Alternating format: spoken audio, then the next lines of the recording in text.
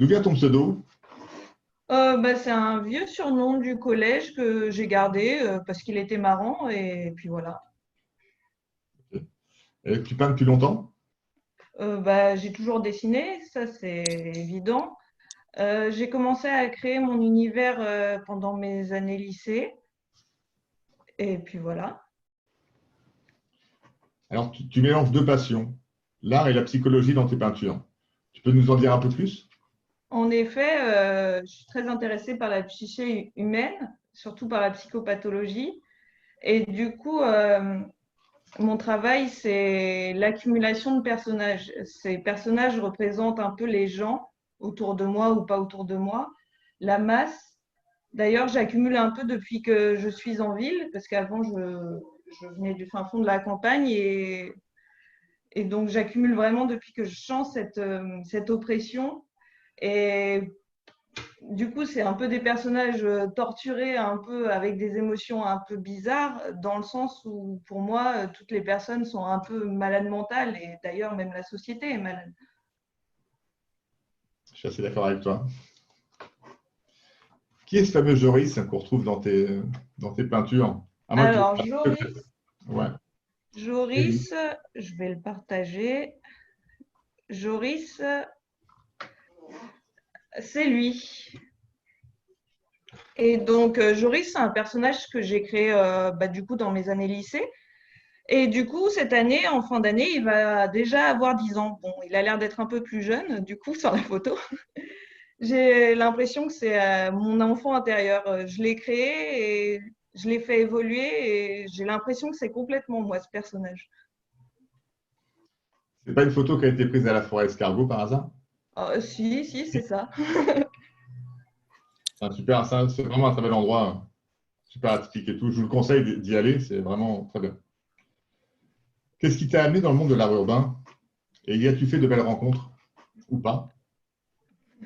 Alors, bon, je vais encore parler du lycée parce que, en fait, j'ai fait trois premières et du coup, il s'est passé beaucoup de choses pendant mes années lycée entre le fait que j'ai créé mon univers, mais dans mes dernières années lycée, j'ai eu un ami dans la classe qui m'a fait participer à un club graphe et c'était un graffeur et du coup, j'ai commencé à peindre en grand et j'ai adoré et ensuite, on a été peindre dans la rue ensemble.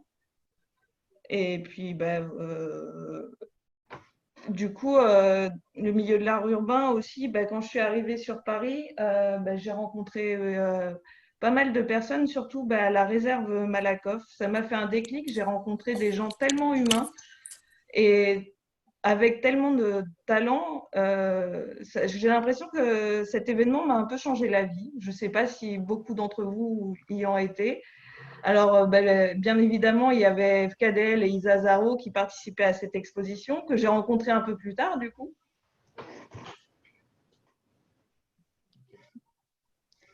Et comme posait Elsa Zaro, il y a très peu de femmes dans le domaine de l'art urbain. As-tu bien été accueillie? Oui, effectivement, il y a moins de femmes. J'ai l'impression qu'il y en a de plus en plus. J'ai l'impression que les organisateurs d'événements et d'expositions font en sorte d'avoir une espèce d'équité et d'autres compensent à faire des expositions exclusivement féminines. Je trouve que c'est vraiment sympa, ça fait un peu bouger les choses.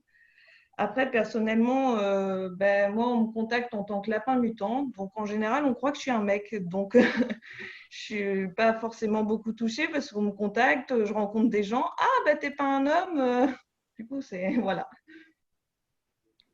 Et est-ce que tu es contente du coup de représenter la gente féminine dans ce milieu? Ça oui, Ah, oui, je suis contente de représenter quelque part une minorité et de faire partie de ce combat pour qu'on soit visible.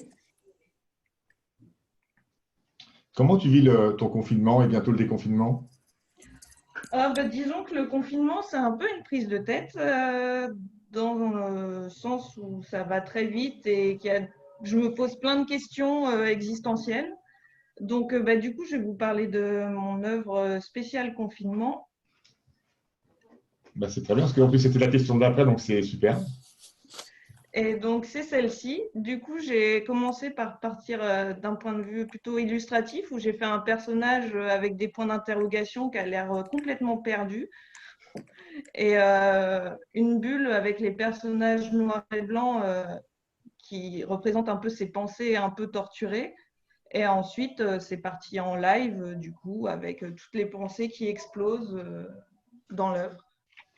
Et pour le déconfinement, eh ben, je pense un peu comme Franck. Pour moi, c'est pas fini. Et oui, enfin, ça me paraît dangereux.